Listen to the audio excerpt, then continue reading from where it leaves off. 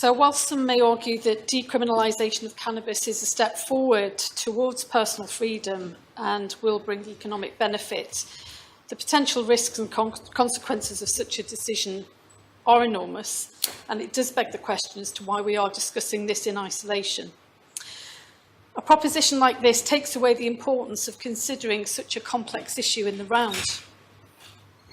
If this proposition were to be supported, this Assembly will be responsible for unleashing what I would consider a harmful experiment regarding the mental and physical health of the people of Jersey. Why would we want to do that? Cannabis is being smoked, not vaporised, all over the island, and we have so little data on the consequences of what is already taking place.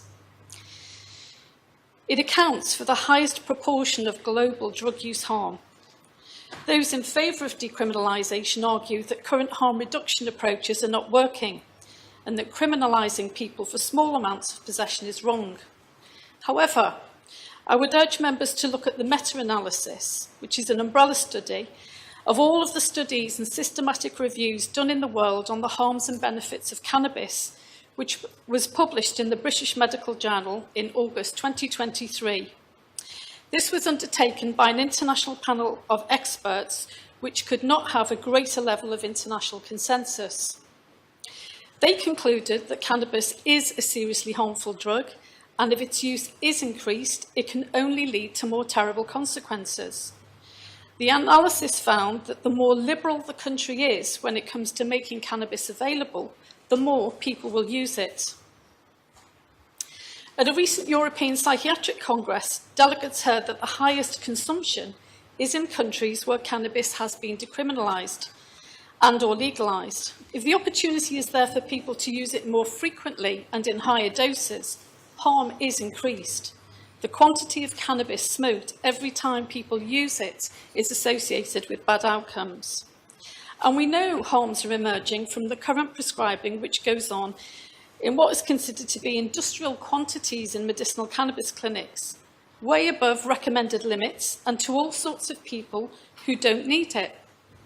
So why, given that we're doing that and with no idea of the consequences, would we want to increase it any more by decriminalising possession and cultivation? The gap we have is that Jersey has not commissioned any recent research to understand the impact of cannabis in the island, but a few pointers from the European countries give us cause for concern. Decriminalisation may lead to a perception that cannabis use is risk-free, potentially increasing its usage among vulnerable populations such as teenagers and individuals with a history of substance abuse.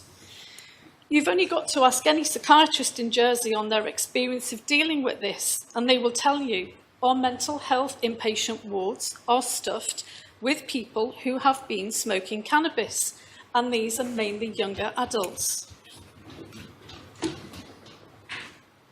Are we seriously considering adopting a proposition that has the potential to create the conditions where dependency or addiction to cannabis will increase in real terms?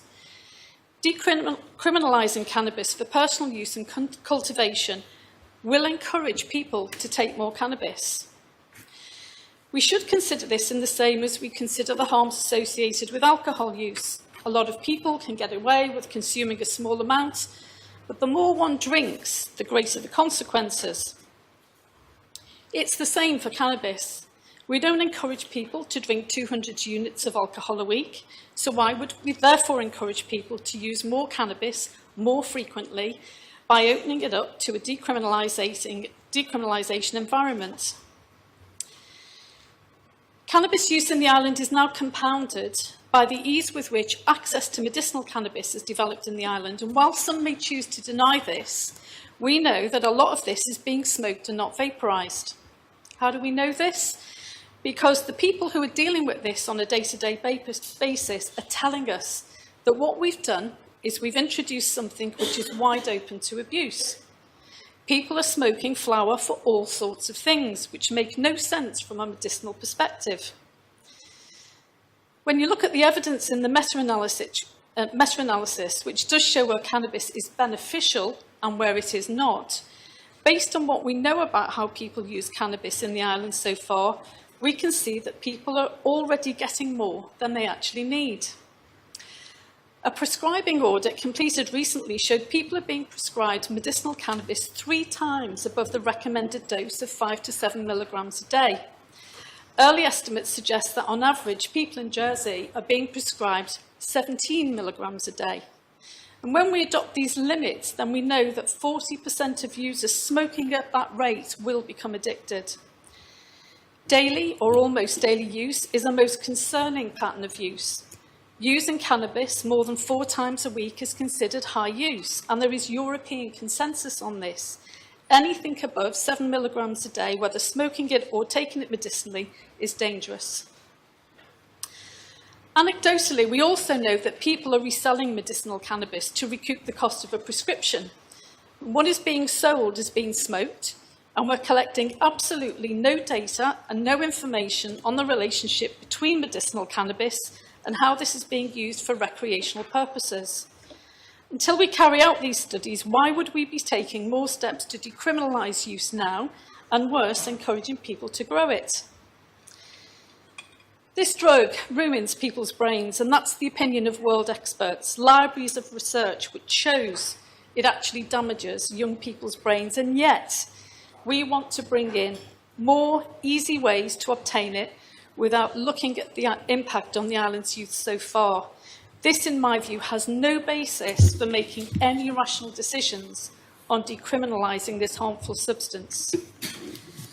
Studies have shown that despite increasing acceptance of cannabis use, especially among adolescents and young adults, it does have detrimental effects on brain development. Regular use, as we know, is associated with impairments in memory, attention, cognitive function, which can lead to poorer academic performance and lower life satisfaction. Moreover, its use is linked to mental health disorders, as we've seen. We simply cannot afford to be frying the brains of young people and opening them up to uncontrolled supply of high-potency cannabis. It's suggested that in the evidence that 9% of users will become dependent on cannabis. This rate increases to about 17% for those who start using in their teens, and between 25 and 50% for daily users. It will lead to increased availability and social acceptance, thereby escalating use and subsequently addiction rates. So while the decriminalisation of cannabis might seem like a progressive step towards individual liberty, we must consider the broader implications on public health, societal well-being, and the potential for increased addiction and mental health issues. The potential risks and costs to society are simply too significant to ignore. On that basis, Sarah, I believe we do have more work to do on this to fully understand what impact this drug is having and will have in our island community. Any further liberalisation can only be considered in the context of a deeper understanding of the issues.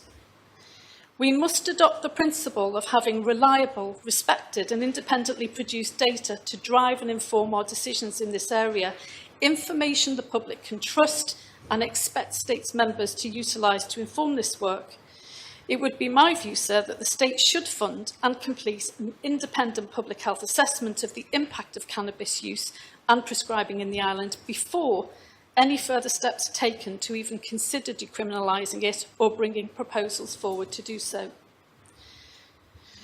So I fear this is an irresponsible proposition, and one I'm afraid I cannot support. The argument that decriminalisation will reduce the burden on the criminal justice system or not have any further detrimental health impact in our community is not entirely accurate.